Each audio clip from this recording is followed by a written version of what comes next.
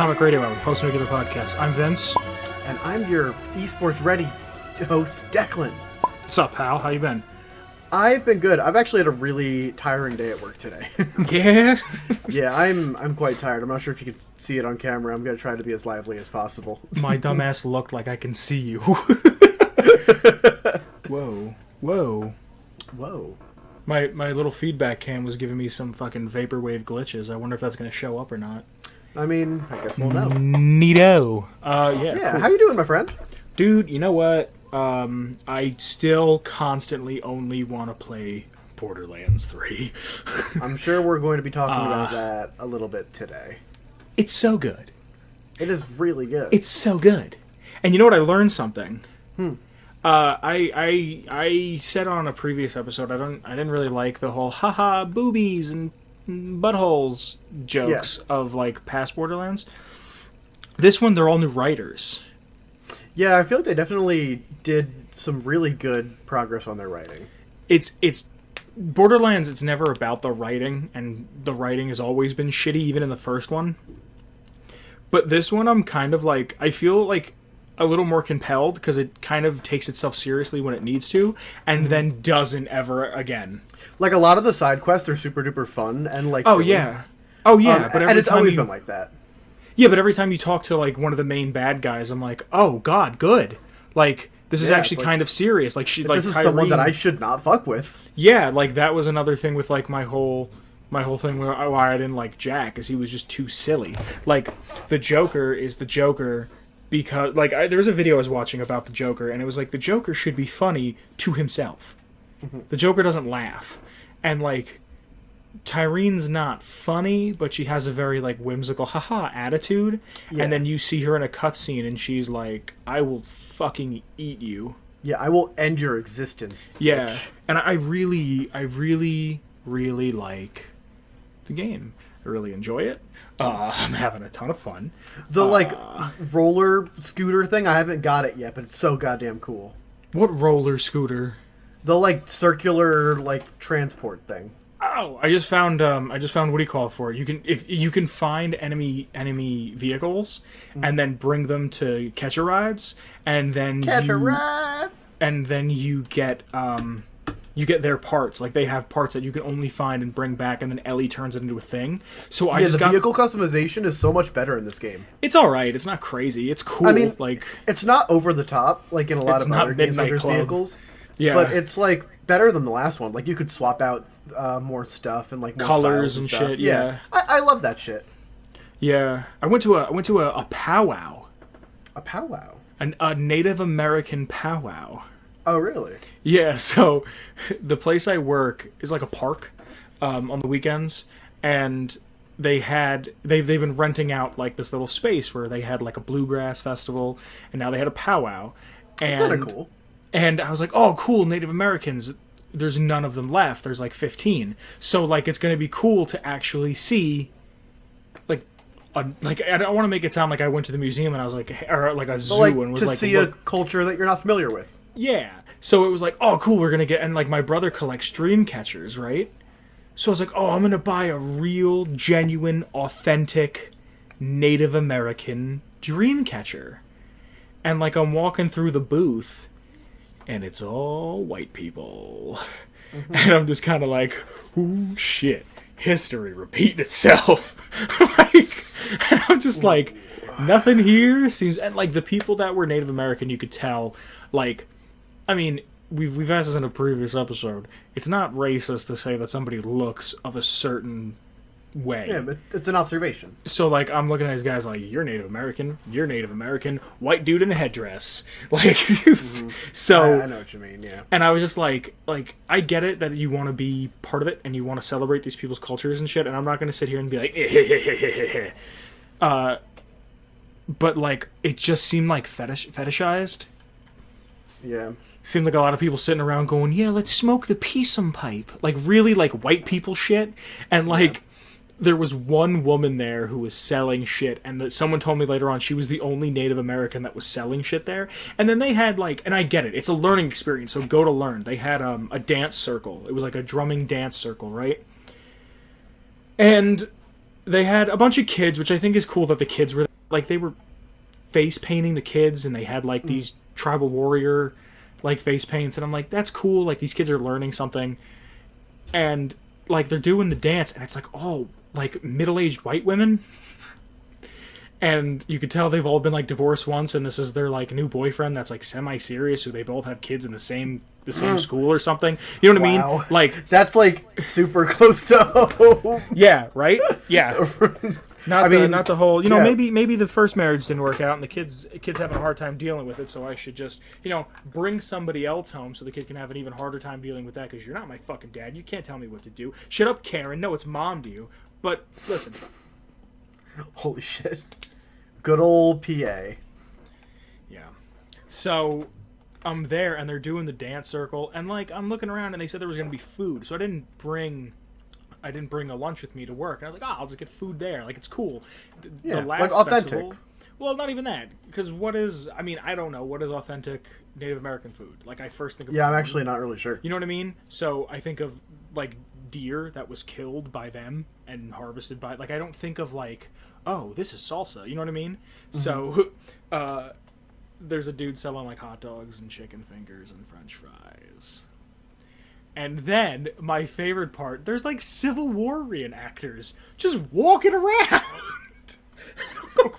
Where'd you come from? Like, it was just like, this is how, like, it was, I imagine going to like a Black Panther convention and like dressing up as like, not a KKK member, but like my father owned this land and his father before, like one of those types. You know what I mean? Like a Victorian plantation owner. Yeah, I didn't want to use that word, so it wasn't super on the nose, but it was just a little like, dude, I don't fucking... Yeah. Okay, go to a sci-fi convention and you dressed up like you're going to the Ren Fair. It was like super just like... Ugh. Just a little bit like... Good spirit, wrong environment. Yeah. Were there any people, reenactors that we know? No, I looked. Right, I was like, oh. Like, I wonder if they're here. Yeah, so... I'm trying to think. I don't think anything else fucking... Oh! This is going to become relevant later on in the episode. Yeah, shoot. We're recording this on the 130th birthday of Nintendo. Oh, yeah! I saw that on Twitter today. 1889, if I remember correctly. Absolutely bonkers. Yeah. They started all... They were a rice company. They were a playing card company. They were a taxi service for a while. They did whatever they could to make money. Yeah, and now they have enough money to rule the world. Mm-hmm. But they only make a good console. Onto the lore. What? I mean, it's. Oh, cool. Actually, I've got a legacy. I've actually got something kind of cool that happened. Oh, cool! Tell me. So I work with this friend of mine that I went to school with, and she worked for a small game studio last year, but that studio she's no longer working for. She's working for the company that we work for now. But it was Telltale. It wasn't. If you were to look on YouTube and look on the Game Grumps channel, they just played the game that she worked on for the Really? Switch. What game? It's called the Original Mobile Games. Cool. It's they basically converted like 1800s like wood and plastic games and like wood and paper games onto the Switch, and it's so cool. And she was like nonstop all weekend and like at work today, just like, I can't believe the game got played my game. It's so cool. That's awesome. Yeah, That's I'm really cool. proud of her. And the game's like super fun. That's really cool. Yeah, so check out the Original Mobile Games on Nintendo Switch eStore. All right, Declan. You want to get into this lore? Yeah, I do. Okay. So, we talked about this briefly a few times before, but we're going to talk about Tranquility Lane. You gotta play the music. I will. There's actually a lot of... I will, because there's a lot of cool things about the music I learned from doing the notes. Really? I get all my notes... Yeah, I get all my notes off of fallout.fandom.com. Yeah, Tranquility Lane, a virtual reality simulation housed in Vault 12, created by Dr. Slanis Braun. Stanislaus? Stanislaus. Stanislaus? Fucking the German language is amazing. It's the only language where you could say like "Happy birthday, I love you," and "I can't wait to see you," and it sounds like a death threat. The Lone Wanderer's tasked by Betty to escalate a series of violent tasks, all the way from making a kid cry to murder. All of all for Betty's entertainment in order to find the Lone Wanderer's father within the simulation. You can authenticate a failsafe that mercy kills the inhabitants of the vault. If any dweller dies in the simulation, Braun/Betty can bring them back. Mercy killing grants good karma because you are freeing them from the experiment. Now we're going to kind of get more into that in a minute, but the residents of Tranquility Lane are Betty, or Dr. Stanislaus Braun, James, or Doc the dog, your father, Old Lady Dithers, Mabel Henderson's Mr. Handy, George Pat Nussbaum, Little Timmy Nussbaum, Roger Rockwell, Janet Rockwell, Martha Simpson, and Bill Foster. I've always felt like there were more people. Yeah, hold on. Did I fucking miss one? Give me a second. Because how come there's a Henderson, but Mabel... Did I say Mabel Henderson? I didn't... No, there's Mabel Henderson and her Mr. Handy. I don't know how I wrote her down. Okay. Her Handy down, but forgot her. Yeah.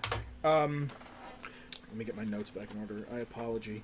Yeah, no problem. Okay, so you get there and you're like, I'm looking for my dad, and you can find him before you go into... when you're looking around the vault. I'll put a picture, if I can find one, I probably can, of the stasis pods. And you can see him there, so you're like, oh, I know my dad's in here. Can you see him in there? Yeah, you can. I never looked. You can see everybody that's in there before you thing. You can even see Braun. So you're like, hey, little girl, you're standing in the middle of this park with a dog and a watering can by these swings and shit. Where the fuck is my father? And she's like, haha, do these tasks for me and I'll tell you. So the first thing is to make little Timmy Nussbaum cry. You can do that by either punching him. This is my favorite. Convincing him his parents are getting a divorce and it's all his fault with a speech check. Holy shit. Give him a military school brochure and tell him that his parents are sending him there, or killing one or both of his parents. Just like punch them to death? Yeah, you could do that. There's a couple weapons that you could grab later on. Like you can find a rolling pin. Then you have to end the Rockwell. This is my favorite. You end the Rockwell's marriage. You can tell Mrs. Rockwell that her husband is cheating on her, and she'll believe it if you pass a speech check.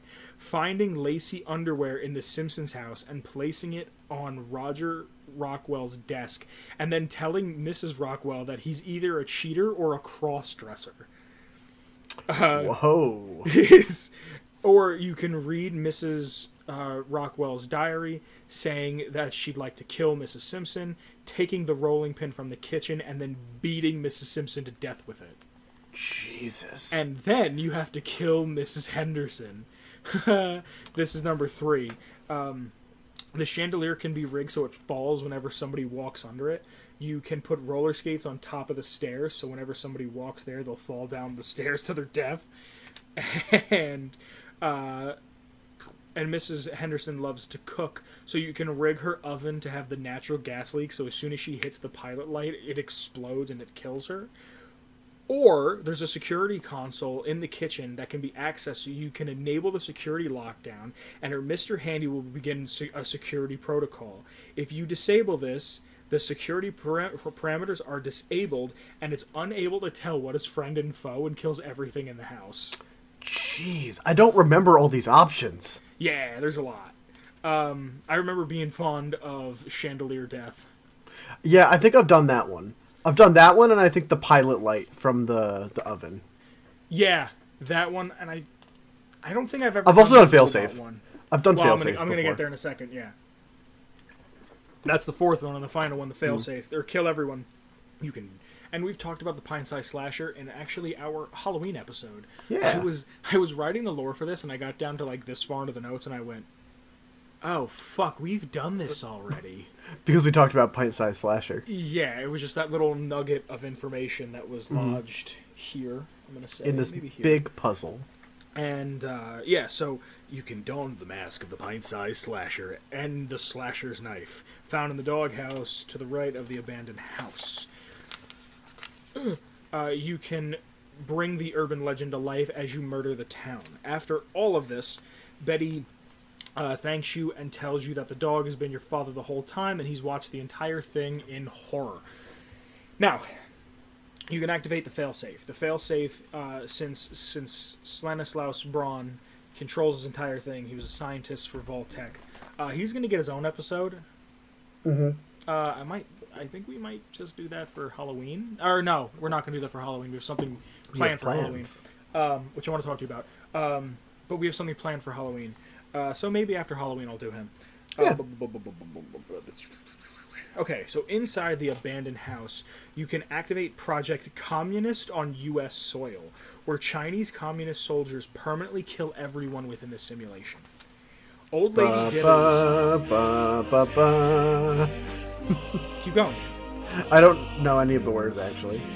We could just put a sound bit in. Did I ever tell you the time that I started singing that and someone thought I knew the words? Really? I did Sai Ta Ta Tera, and they were like, "Holy shit, you know this?" I was like, "No." You always just do gibberish. Yeah, I just know a lot. I played a lot of World at War when I was in like 8th grade. Old Lady Dithers tells Lone Wanderer that she knows she's in a simulation, and that Betty is Braun, and that he has a fail-safe terminal, and to search the abandoned house. So, I wonder what that's like. To know you're in the simulation? Like, if there's anything I want to ask Elon Musk, is like, how did you know? Like, what was the second you knew you were in a simulation? Yeah. Because, like, Like, obviously he spilled the milk. We're all in a simulation. do you believe in that? No. No? I don't know what to believe anymore. Shit's so crazy. Yeah. I definitely think that there's a I just strong roll with the possibility. punches of my day-to-day life for the You don't most think part. there's a slight possibility that we're... I mean, I'll talk about that later of why we could be in a simulation. I mean, Kim Kardashian has done more for politics lately than the Senate. And not to make this the politics show, but... the fact that Kim... We'll get to why we're in a simulation later. I've got something. Oh, do you really? Yeah, I do. Okay, okay, whatever. Inside the house, Lone Wanderer can find a myriad of objects that you have to activate commies on U.S. soil. There's a radio, a pitcher, a gnome, a cinder block, and a bottle of Nuka-Cola. Now, if you hit these in a certain order, it gets activated. So if you hit it radio, pitcher, cinder block, gnome, bottle, you can activate. It'll play this little tune, I guess. Like da-ding. And then out of the wall comes a giant Zax terminal, and you can go to it, and you're like, activate failsafe. Now, you can play this on a xylophone, right? Really? Yeah, you can play this on a xylophone. All it is F, C, D, C, B, D, A. I don't know if that's sharp or flat or whatever. Hold on. Do you have a xylophone?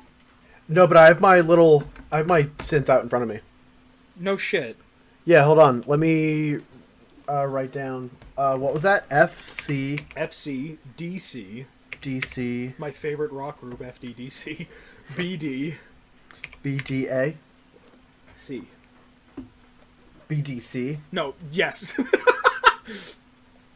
BDA. Right, BDA. And you say C as in like affirmative. Yes. Okay. Yeah, go ahead and try it. Does your gotta- synth, or do you have to like I'm gonna talk so I don't have to edit. Yeah, so there's actually a lot of fun little Easter eggs with this. And I will tell you about it once you have it done. So it is normally played on the xylophone every time you hear it, but whenever you hear it when you do it, it's done. The tune when you do it through the thing is through the flute. Please, do you have it set up? For what, my sounds? Oh, do you want to play on the recording? Yeah, like do it live. Do it. Fuck it, do it live. I thought Switch were setting up. Yes, I can do that, but you're going to have to stay quiet, or otherwise they're going to hear 2 copies. Oh, okay, I'll be quiet. So, yeah, let me just get a profile that doesn't sound like we're in space, because I was working on some space music. Don't worry about it. Interesting. All right, I'm going to let them hear it. And from now until I say you can talk again, you're not going to talk, all right? Wow. Yeah, I've got the power now. All right, so I'm going to play the sound to see. Ooh, Just test it to see if it works. Like, let me see if I can hear it.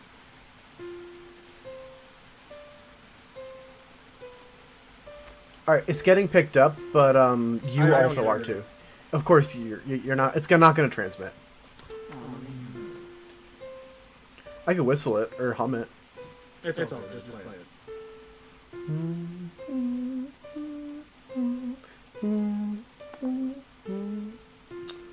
Huh. Yeah, I'm not. It doesn't really sound like anything in particular. All right. Well, I'm gonna hit you with some shit in a second. You ready? All right, I just brought you back in. All right. Well, I'm gonna hit you with some shit. You ready? Yeah. If you speak to Braun after this, he scolds you and tells you that now he is trapped inside of this simulation by himself forever. Good. Now, into the fun. That's pretty much the whole thing, right? Hmm. Here's some fun facts and notes and shit. If you strike Betty at any point, she kills you. She kills you with an electrical/pulse burst. The Pip-Boy is removed from you, and you have a tiny the little watch. Vault Boy watch, but that still works. The background music of Tranquility Lane will become slightly lower pitched after each more depressing act you commit. How fucking cool is that? I've never noticed that. Yeah, neither have I. Now I want to like go and redo that sequence just to like try it out. The theme of Tranquility Lane is also the nursery song that you hear in the beginning of the game. It is! And it's the song that you hear in Fallout 4 when you activate Sean's thing. Okay? Here's some shit. Here's some more shit. The layout of the homes is similar to the way the simulation pods are set up. Yeah, okay, I can see that. Okay, you following me? Mm-hmm. I can see all this in my brain. Wait, the layout is similar to a group of ruined houses north of Washington, D.C. So, most likely these people left those homes and came here. I think. Into the simulation. Yeah. Or they were just straight up kidnapped and brought to the simulation against their will. Here's the best part that I learned out of all these notes, and I thought I had it written down, and I might have just skipped over it, but because tiny trog public school brain. But that what is it? FDDC? FCDCBDA yes. are the same keys as the Tranquility Lane song. Okay. That's where you hear it on the xylophone. Okay, I mean, I guess if I rearrange these a little bit, I could make that work, but... So, the second you get in there, it tells you what the code to exit all of this is. I don't know if that's a constantly being played song. You know what I mean? Like, does everybody hear that? Because I don't have my Pip-Boy, so I don't have my radio. You know what I mean? Yeah.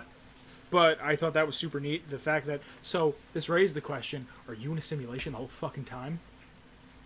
We could talk about that another time. That was just something that like came to me when I was thinking about it. I was like, oh, shit. Hold on. If I rearrange these notes, I can make it actually work. What do you mean? I can make it actually sound like the Tranquility Lane theme. It does sound like Tranquility Lane theme. It's not in the correct order, though. Declan, I gave you literally every note that's on a keyboard. Of course you could rearrange it to make it work. I guess. I'm going to play clips of each one. Okay, that's fair. I might even play them all at once just to see how it sounds. Cool. And now, some music.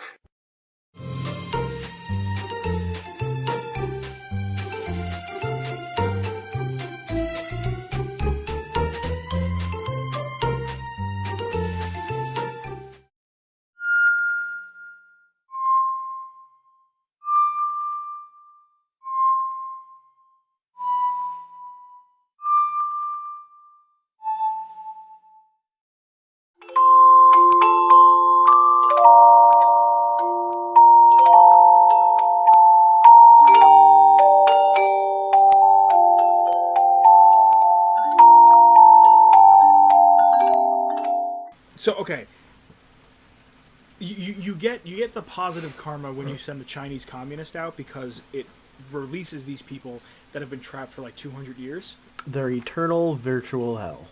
So after the commies show up, the screens on their terminal say pulse 0 BPM, BP is 000/00 mmHg, temperature 85 degrees, so they're still warm.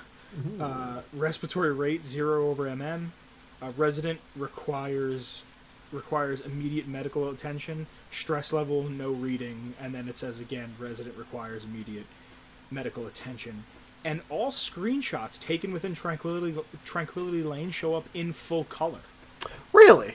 Yeah. So that's just a post-processing filter then. Yeah, that's all it is. It's you can get rid of it. I think it's the same filter that's on the actual game world. It's just like different shade or whatever. Cool. I'm gonna be right back because it's raining the house down and my window is being loud.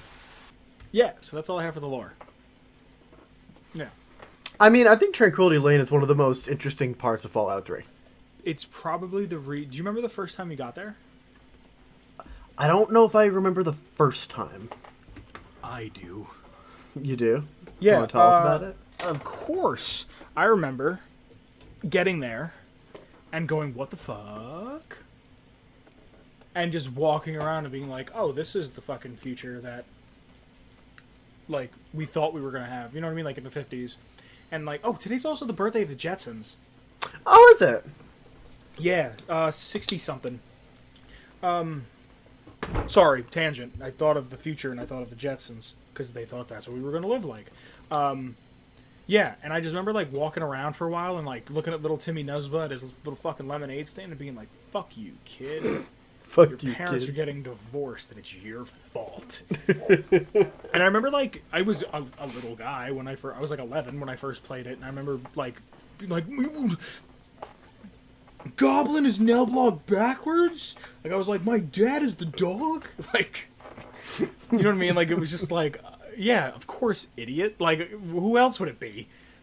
It was just, it's like a super memorable part of it. And I remember it was because, like, your dad, a doctor, is the dog named Doc.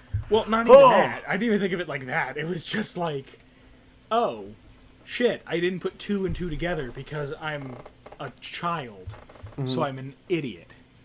Like, I don't know, it was super memorable, and I've said before that I didn't like Fallout 3 the first time I played it, and it took me a couple plays to get it, and, like, this was one of those times where I was just like, yeah, no, I'm in. Yeah, no, I'm here for whatever the fuck is going to be thrown at me next. I think that Fallout 3 would not have been the same game without Tranquility Lane. No, it woun't have, because it's super just, like... It's super creepy. Yeah, and it's just that fucking, that little bit of weird. Like, it's just enough to be like, this is off. Like, It's Fallout like- always has that little dash of weird. Yeah, but it's kind of like when you have to go, you've been in your basement a billion times. But the one time you got to go in your basement and, like, it's a little quieter than usual, and you're not freaked out because it feels familiar, but you are because it doesn't. You know what I mean? You know what I'm saying? Yes. Yeah. Yes. No. Big part. Big Tranquility guy. Tranquility Lane guy. Hell Yeah. yeah. I know that, like, Stanislaus Braun is one of the only, like, Vault Tech people that I actually know the name of, like, by heart. Yeah. I know you didn't play much of Nuclear Winter for 76, but He's mentioned, right? Yeah, I think the lore behind it is that you're technically in a simulation, and because he comes up and I'm like, oh, you're in a simulation, and which doesn't make sense because if you are, is there cameras that are taking a survey of the land and that's what you're playing in? Because then why would I be I try not to playing in think that? too hard about it. Why would I not be playing in the land of West Virginia that I remember? If anything, that's creepier. But, you know, like... Yeah. Like I said, try not to think too hard about it. I know, but when you have shit that's like, hey, think about this, and it's like, just don't worry about that. It's like... yeah, but I think, I don't know, I didn't get to level 101 because I got to, like, 20-something. Yeah, anything else you want to say about Tranquility Lane? No, I don't think so. I know that Usually when I do a playthrough, I go for the failsafe. Oh, you don't kill everybody? I've only killed everybody once. Fuck them. Hacking, whacking, slashing, and chopping that meat. Yeah. No, but yeah. You I've have got nothing to say about that. What about hacking, whacking, chopping that meat? I'm just like, fuck them, and you just went. Yeah. If you want. No, I know, like I usually play pacifist characters. Really? I usually play like gentle or like charismatic characters. I usually only do like one evil bastard once in a while. Sometimes you gotta be a bastard. I love the evil option. I know you do. It makes so much sense to me. Just to like completely ruin them. Just because you look at the world you live in. Yeah, but that's all I really gotta say. Well then, in that case, what do you want to talk about? Do you smell that? Do I smell what? Do you I smell it? I smell somebody making dinner in my house. It smells like nostalgia, Declan. Oh, does it? Yeah, dude. Come on, segues are fucking hard. Play into the. I know they're hard. Yes. Yeah. All right. So it's episode 64. It's the 130th birthday of Nintendo. Tranquility Lane is like one of the big parts. I was like, yo, when I first played 3. Declan and I were talking the other night, and I was like, yo, since all of a sudden I like video games again, why don't we just talk about some of the games that we love? And there was also somebody in the Discord. If I can find it, it was a long time ago. If I can find it, I'll put a screenshot of whoever said it. I don't remember who said it. I have an idea. I don't want to. Was it in feedback? Person. Yeah, it was in feedback. I'll look for it later on. They were saying, what games did you play before you found 3, and what other games do you love, or something along those lines. I'll find it, and if I can find it, I'll put a little thing here. Here, I'm trying to get better at editing. Right here, and then dump it. Let's see if that works. Right there. Yeah. So, Declan, top 5 games of all time. Go. Top 5 games of all time. Go. You're wasting time. Go. Fuck. Number 1. Wait, are they wasting time, buddy? You're wasting time. Are they my favorites or like literally like industry? No. Why would I ask the industry? I'll just fucking ask Wikipedia how Fortnite sold 1 billion copies and Halo 3 is great. What's your favorite top 5? Come on, champ. All right, Okami. Number 5. Oh, number 5. No, I already gave you number 1. Just give me 5. Just give me 5. I don't have a fucking order. All right, okay, give me 1. All right, Okami, fucking best game of all time. All right, number 2. This isn't in order. This isn't in order. But you're wasting time. You got to go faster. I don't like going fast. I feel very pressured. Good. Go. Minecraft. Life is nothing but pressure and disappointment. Go. 1 is Okami. Cool. 2 is what? Minecraft. Let's go. Number 3. I guess Stardew Valley. Okay, number 4. I just have a list of games I like. I didn't sort them. Declan, there is a hospital on fire with orphans, and if you cannot answer this fast enough, they will die. Fine. Then Undertale, then Beat Saber. Done. I don't consider Beat Saber a game, but sure. I really like it. I want to talk about VR while we're talking about games, and we're going to talk about being in the simulation. Don't worry. I think Beat Saber is more of like an experience. I don't think it's so much a game. I haven't played a VR game yet where I've been like, this is a game. It's more of, okay, so here's the thing. I want to play a game to have an experience. I don't want to play I don't want an experience to be a game. You know what I'm saying? Like, an experience is like, oh, I did that. Like, oh, I went to the Grand Canyon. Like, that was fun. Like, yeah. Beat Saber. I played Beat Saber. That was fun. But, like, a game being an experience is like, I played this game, this experience that I had within the game stuck with me. Like, oh, I played Red Dead Redemption 1 and I cried. Like, that's an experience that stuck with me. Where I feel like Beat Saber's like, hey, I played the fucking Kanye West Pizza Spider-Man 2 song in Beat Saber. Like, that was... That's as much of a game as any other music game. It's a music game. I guess. Like Guitar Hero, you know, Dance Dance Revolution, all these are games. I guess. I don't know. I just don't really consider... I consider it more... I don't know. Something about Beat Sabers doesn't seem. I don't really consider it. It's not like doing like Google Maps Street View.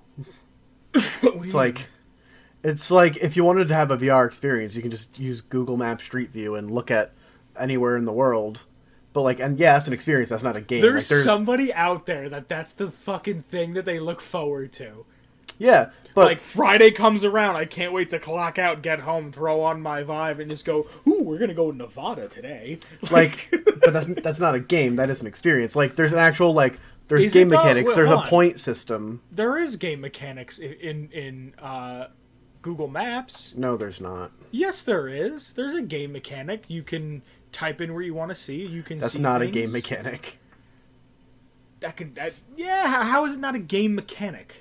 It's not a game mechanic. What do you want me to say about it? It's just like no bullshit. Looking up Google Maps in VR is the same thing as fast traveling in any game. no, Fuck it's you. not. Yes, it is. Yes, it is. You put on a VR headset. Here's Google Maps or Google Earth. That's your menu. And that's what you're getting out of. It's pretty much a shitty driving simulator at that point. That's all it is. You sit in your chair, you put on your fucking goggles, you sit there, and you, with your little fucking Joy WonderCons, you go forward and forward and forward. And if you're going to tell me that putting in coordinates on a map isn't the same as going, I want to go here on a map, in any video game is not the same thing, then you're fucking wrong and you know it. No, I'm not, and I'm going to actually fight with you on this because I actually believe in it. It's the same no, shit. It's let me talk. Yes, it is. Let me talk. Go. What makes a game is not an easy question, and there's not one definition on what makes a game. It's still, to this day, hotly debated. What is a game? What is not a game? But what makes a game is that there is interaction with game systems. Now, that's not just, technical systems. It's, also the social systems that come along with games. It is the fact that it is fun. Fun is a very nebulous concept. You can't really define what is fun. Everyone has a different idea of fun. And just looking up something on a map is not a game. There's no game mechanics. That is researching information. Okay. So saying Fallout 76 is barely a game. You have to make your own fun within it, and I fast travel on a map. If I make a game saying how many monuments within the United States I can see within 10 to 15 that's minutes... That's a game. That's a game. That's the same shit. No, Fallout you've made a game out of it. 76 is Google Maps. There's the key part about what a game is that there's a set of rules that restricts an end goal. Because you've said, how many monuments can I see in 10 minutes, you've made it a game. You've set a goal, you've set a restriction, which is Yeah, that's time. what we've been talking about the whole time. No, we weren't. We were just talking about looking at something on Google Maps. I was saying there's a guy who gets into it and says, how can I look at all of these things in 10 minutes? Oh, No, I didn't... I just said 10 minutes. Yeah, it's a game. Because that you've made a game out of it. Yeah. But it inherently itself is not a game. I mean, I guess, but at the same time, you ever play a game of cards that isn't poker?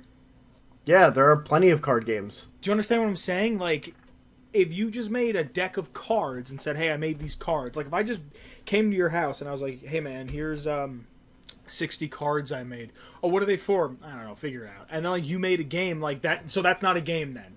Because I gave you cards with no purpose. Like, if I gave you 60 Because there's no purpose, cards, it's not a game. Those are just pieces of paper. They mean nothing. That's fucking bullshit. You know that's bullshit. No, you don't put words in my mouth because that's... I'm not putting words in your mouth. If I was putting words in your mouth, I said you said that was bullshit, which I never did. This is bullshit because it comes down to the whole argument of nothing means anything. Like, oh, see this book I have here? Like if I handed you a book and you were like, well, what do I do with this? And you said, I don't know. And I have written down words in here, but if you took it and decided to draw in it, it doesn't mean that it's not a book that was used for some sort of creative endeavor. It's just... It's a book, and it was used for a book's purpose. If you get a deck of cards and you use a deck of cards for whatever purpose, they're used for a purpose. Yeah, but the point is that you have to assign the purpose. Okay. So, like, when you buy a deck of cards, it doesn't come with a rule book that says this is what you do with these cards. At least not in any deck of cards I've ever bought. Maybe some do. But if you buy, like, a regular standard issue, like, 52 card thing, there's no rules associated with it. You have to take those cards and associate them with a set of rules. Sorry, I'm, like, making a lot of, like, hand gestures on my table right now. But, like, you can't really see that because it's out of frame. The actual pieces themselves, like, for example, the chess pieces themselves don't indicate the... I mean, that one's actually kind of bad, yeah. Like, chess has very specific... It has rules. That's the point. There's rules. When you have something that the rules can be changed to create other games, the cards itself aren't the game. Okay. The rules are the game. Alright, okay. Before Gary's Mod was a thing, right? And they were modding Half-Life 2. Then the original Gary's Mod is not a game because you're not using the rules that were implemented. You're not going through what's his name? You're not going through Gordon Freeman's story. You and your buddies are going through in a sandbox and fucking shit up. You're not learning what's that base called? What the fuck is the base called? You never played Half-Life? I played Half-Life, but, like, I don't remember much about it. I played it really young. Oh my god, what the fuck is the name of the base? Oh, Black Mesa. Yes. You're not discovering the story of Black Mesa. You're walking around going, hey man, check this out. I can pick this shit up and put it over here. So, then that's not a game until it was made into its own game. Gmod was, at its core, is a tool. It is a sandbox as, like, a type of tool. There's game modes in Gmod. Like, there's sled build. There's rules associated with that. I'm not saying Gmod now. I'm saying Gmod before it became its own game.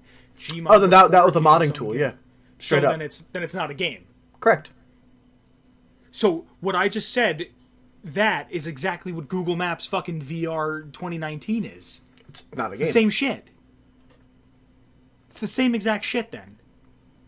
It's just, yeah, it's like just not a game. It's a tool for you to research. Here, this is why naming shit is fucking dumb. Like naming genres of music. Like, okay, then if it's something that can be played, something that can be enjoyed, something that you can kind of have a good time in, and something with a goal and rules with. Well, what is the rule? What is the goal and the rules of Gary's Mod? Gary's Mod is not a tool until you assign. It is a tool until you assign a game mode, and then you have assigned rules and you've assigned a purpose. So, like so it's a game that you have to figure out. You have to figure out how to have fun in it. Yeah. So, is that not, like, inherently bad of a game? No. So like, then how are you there's gonna really tell not me, there's not a are you going to tell me that Google Maps in VR is not a game? Tell me how are you going to fucking sit here and tell me that? What's its goal and end purpose? And like Google Maps' game and end purpose is to is to get on and see this goes from here to there, and then to see how far things are and to get a better understanding. If anything, it's an edutainment game. It gives you an understanding of distance. It gives you an understanding of speed. It gives you an understanding of spatial awareness. So it's a tool. But what define tool? Do I have to go get my game design books? No, and that's why you're wrong. That's why you're fucking wrong. Because not everything learned in life comes out of a book. Yeah, but there is documented logic. Just because something has a written down definition doesn't mean that it's always the best way to describe something. Like, just because there's something that's written out and says this is that and that happens because of this doesn't mean that it's right. You learn I know. From experience. I've read and I've played a lot of different games. I've read a bunch of different game design books and literature. This is kind of my thing. And you're not standing up for what you believe in. You're standing up for what you read in a book. How can what I read not inform what I believe in? No, it can, but the way you answered that with, well, let me go get the book, was not like to me, that says, I don't believe in the words that I'm saying. I don't think my words have any value or strength in them. I have to go get what someone else said to justify what I said. That's why when we're arguing, I never say get out Google and look shit up, because I don't need Google to look shit up. If I feel strongly about something, I feel strongly about something. And if it's wrong, prove me wrong. Well, I'm allowed to not know everything in the world. So no, and then you say I don't know this. That's fine. Say I do not know the answer to this. I will try to figure something out. I've read plenty of books that I don't remember all the pieces of the puzzle, but like things that I still believe in, I'm allowed to be. You're allowed to reference things to make your point. No, I understand that. But like, you're getting away from the point. The point, whatever. This isn't important. Google Maps is a game. No, it's not. Then neither is Beat Saber. There is literally there is game mechanics. There's point values that are assigned to things. There's a goal. There is an end point. Is Wikipedia a game? No. Then why is there a Wikipedia game? Because that's a game. The Wikipedia race. The Wikipedia race is a game. So Google Maps Simulator 2019 isn't a game. Not unless you make a game out of it. That's what I'm saying. I'm saying there is somebody who goes and makes a game out of it, who sits in his chair and puts on a VR headset and goes, I'm going to go from the Grand Canyon to the fucking, to the Eiffel Tower, and I'm going to do it in record time, and I'm going to move at this speed, and because of this and they've created a sort of game out of it. So how is that not a game? It itself, by itself, without that being assigned to it, without you setting that personal goal, it's not a game. A lot of people think Minecraft is not a game because there's no inherent goal. There is just an open sandbox.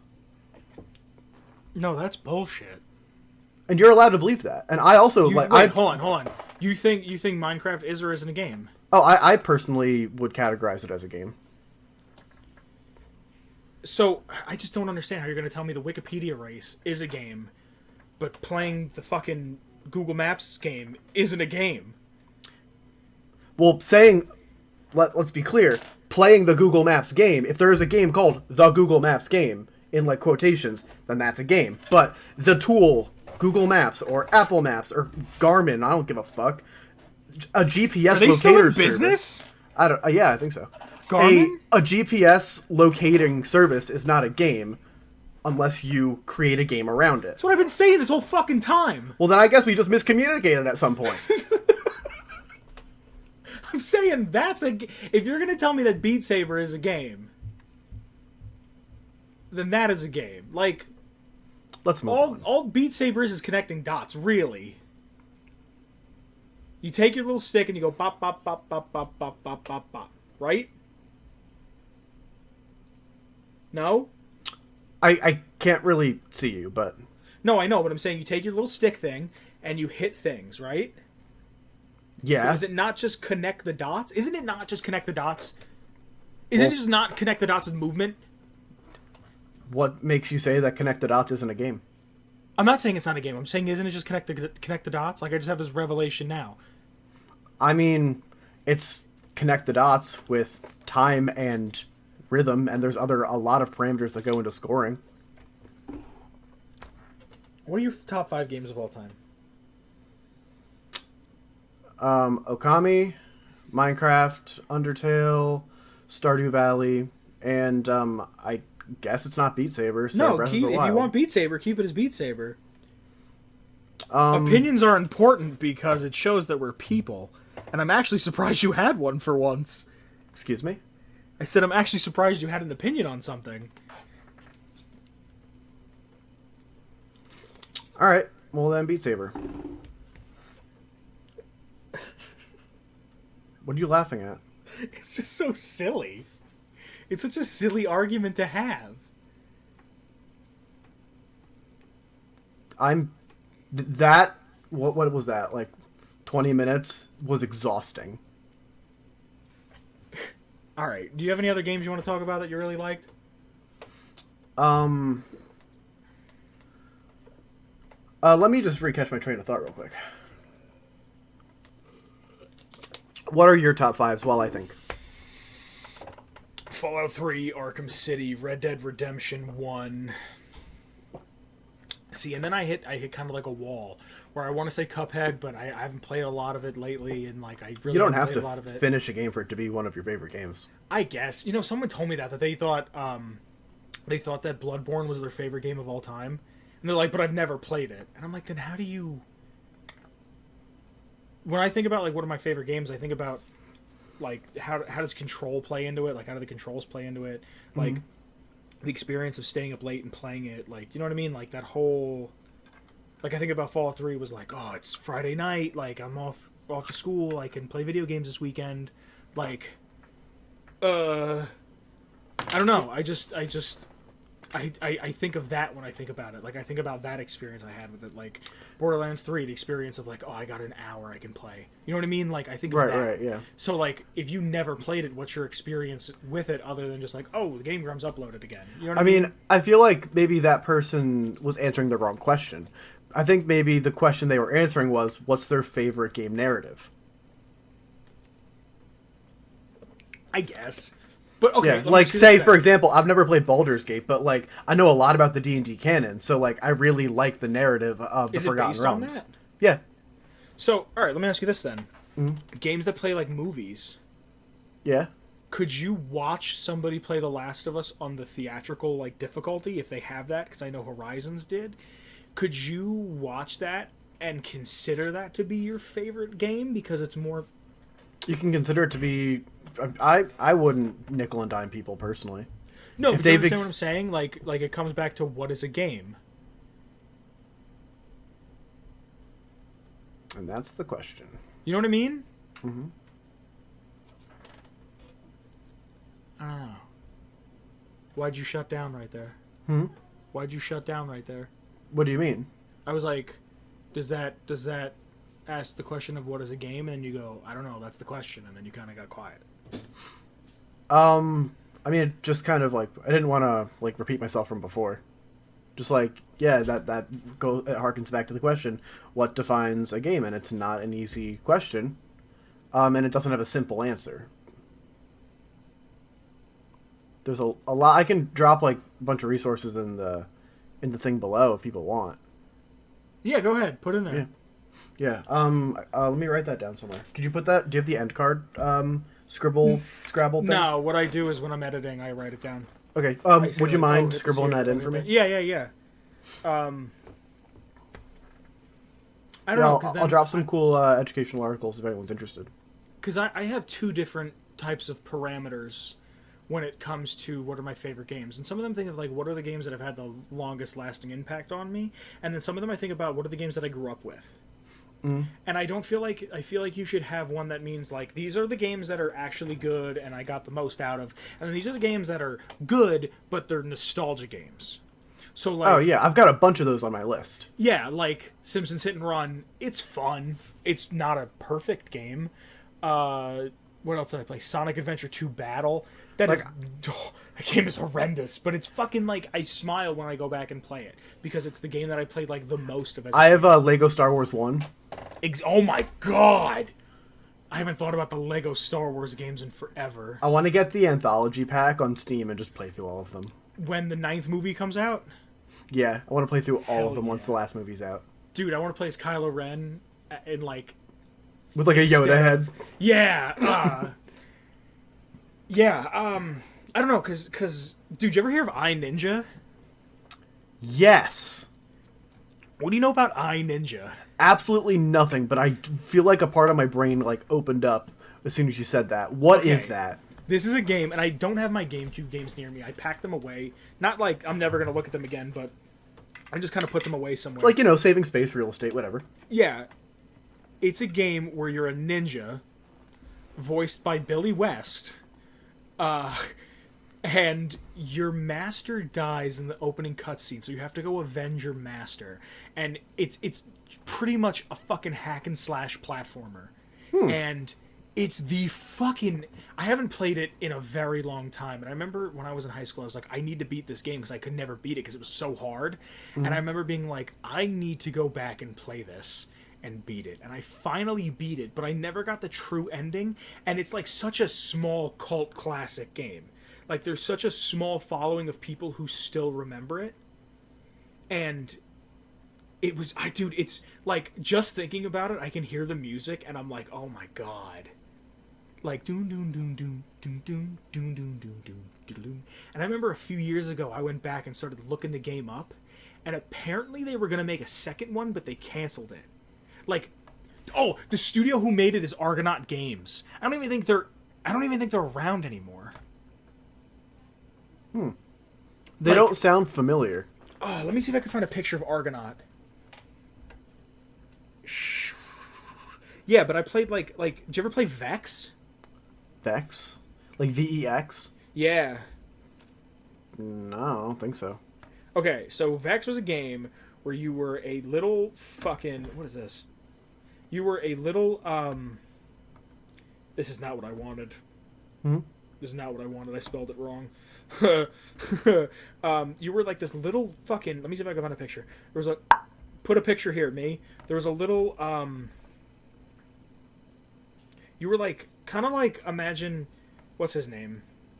Oh, 2X. VEXX. Yeah! Look at this motherfucker. You look like Hugh Jackman, right? And you got like these claws. I'm gonna put a picture on screen. And you had like these claws, and it was like Banjo-Kazooie and Super Mario 64 where you had to go find shit. But the things you were finding were hearts. Like anatomically correct hearts. Anatomically correct hearts? Yeah. This game, dude, I remember years ago, I never owned it, and apparently it's like a super rare game from what I understand. Looking up a Vex Let's Play on YouTube, and the guy who I watch is like, I have never seen a Vex Let's Play before. IGN, wow. Let's see what IGN reviewed it.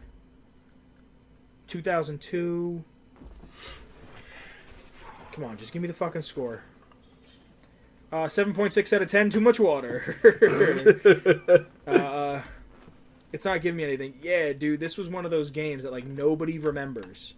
2003, from Acclaim. Acclaim's still in business. They gave it a 7.2. It wasn't far off. Yeah. So, what other, like, old games do I like? Like, I still love GTA 4. It's, like, not that old. Really? But yeah, GTA 4 is still, like, super fun. How it's at least 10 years old. Oh, easily, yeah. When was the last time you played GTA 4? When's the last time? I don't know. The last time... How often did you play 5? Since I played 5? Yeah. I played it for a couple months, like, on and off around, like, December, like, November. I really want to play... I can't get it on my computer, but I really want to play GTA 5 RP. What's that? Oh, you never saw that? You can not use maybe console commands, I guess. I don't know if that's the right word. But you can spawn pretty much any NPC character, and you could play as them, and you can give them any tattoo, any hairstyle. Like, you can make them just out of nowhere start curling dumbbells. And it's an RP server. Okay, so, like, it's just completely, like, free-for-all. It's a complete, like, these are the rules, and you play a cop, and like if you're caught speeding, they can pull you over, like, and it's super So kind serious. of like Dark RP from Gmod. Kind of, but like Dark way RP was more super serious. fun. I've never played Dark RP with somebody who took it seriously. It was always, let's take it seriously for an hour and then crash the fucking server. And I remember in high school I played on a Dark RP server a lot, and it was a relatively serious one. Really? Yeah, it was a server that was hosted in England, or like Amsterdam or something. It was in Europe, but I paid to be a premium member of that server. Did you really? Yeah, both Michael and I did. Really? Yeah, we played on it a lot, like enough that it was worth buying premium. How much was it? It was like a one-time cost of like $10. That's not terrible. Yeah, and you basically got like all of the way better stuff, and you were like a mini mod basically. That's awesome. Yeah, it was a lot of fun. It was really cool. No, I really want to try GTA 5 RP because it's like if you die, you're not allowed to be like Kyle was showing me one that these dudes were playing, and like their one buddy was playing a lawyer, and the dude actually looked up California law. No and shit. It was like talking to the cop, and he's like, "You're abusing your power. You're not allowed to do this. You're not allowed to search the trunk unless you have probable cause." Like it was a whole thing, and like someone got murdered, and the dude was like representing the family of the guy who got murdered. Like dude, it's fucking so intense. It's so intense. Do people like have their own houses and everything? Like, I think you can do that. I'm not 100% sure. I haven't watched a lot of it. I watched one that was like just a dude fucking with people. Like he made like a burner character, and he was just fucking with people, and it was really funny. And he's like, "I'm not gonna buy a house, but like if you steal like one dude was trying, like they have it where they've modded in like real life cars, like BMWs and shit." Oh, neat. So like the dude was like, he put out like an ad, I think through a text, everybody in the server, and he's like, "I'm trying to sell my custom BMW M3," and he's like, "It's lowered, it's got a different color, like a paint job, it's got special rims on it," and he took it to a guy. He's like, "Oh hey," like dude fucking with people, is like, "Hey, I'll buy it off of you, let me take a look at it," and they like met up in a parking lot. And he's like, "Oh, let me see your car." And he's like looking at the car. He goes, "Yeah, I don't think I really want it." And he took out a hammer and he went to the back taillight and smashed the back taillight. And he's like, "Yeah, your taillight's out." He goes, "What the fuck, dude? You gotta pay for that." Like, yeah, it's so in depth. It's so in depth. Yeah, you gotta look it up. Seriously, look up GTA RP. Like, there's text Kyle, because he has a dude who streams who he watches. Yeah. Another honorable mention I would like to give is The Sims. I fucking love The Sims.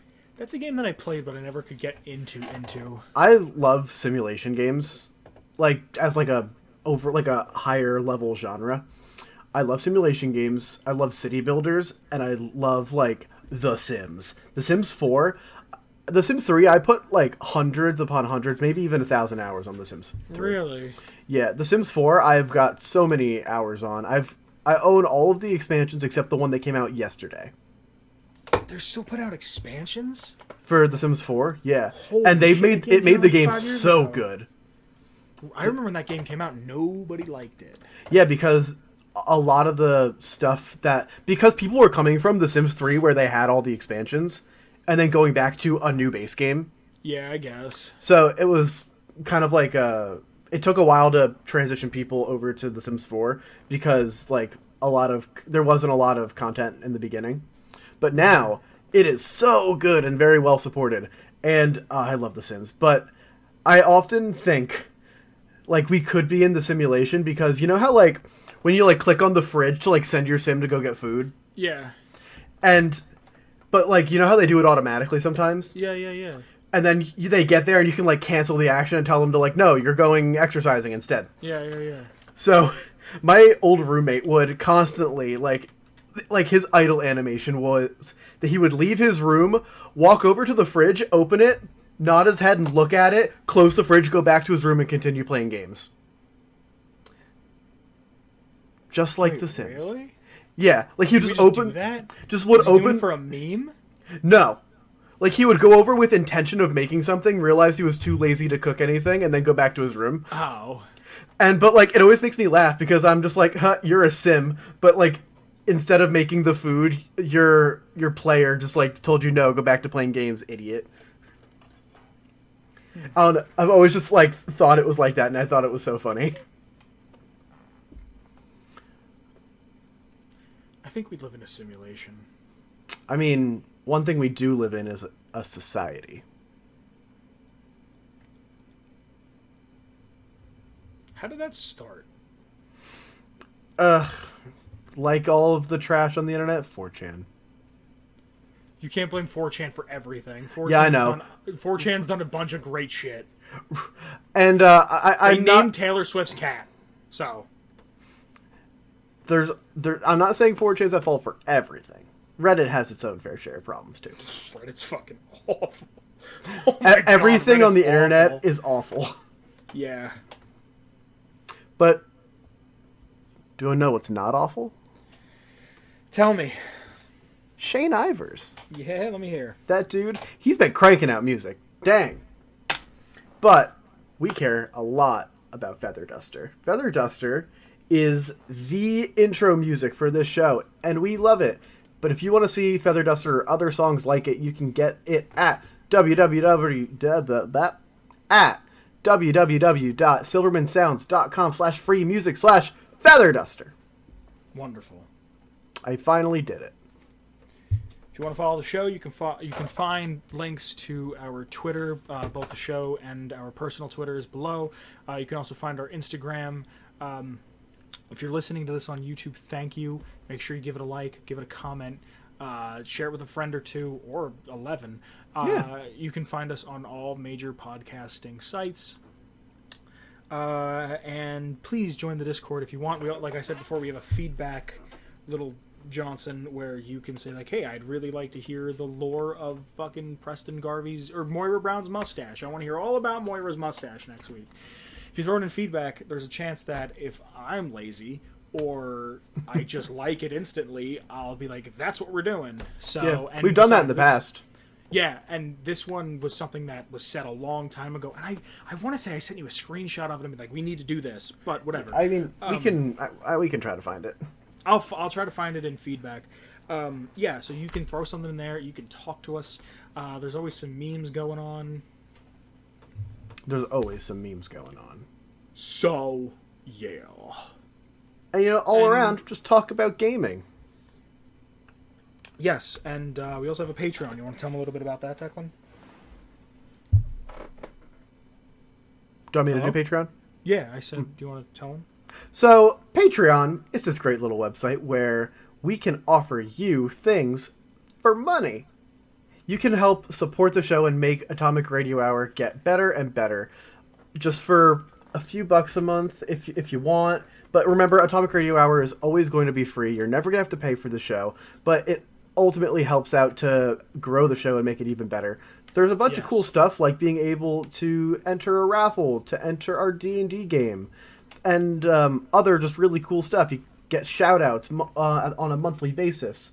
You can also get your name read in the credits. We have that, now. I want to give a special thank you to the Friendly Companion Cube. Thank you. Thank you, my man. And also Noah. Thank you. Thank you so much, guys. Thank you. I think that's everything, Declan. That's everything. Yeah, I think it is. Well, hot diggity dog. I'm exhausted. Me too. I got a bunch of Blu-rays in the mail. I'm going to go watch one or two and maybe make some chicken and go to bed. Cool. I'm going to go heat up some dumplings and then also go to bed because I've had a long day at the office. Nice. All right. See you later, everyone. Those dumplings go. Oh, I will. They're pork. I love pork dumplings. Bye. Bye. Atomic Radio Hour Podcast.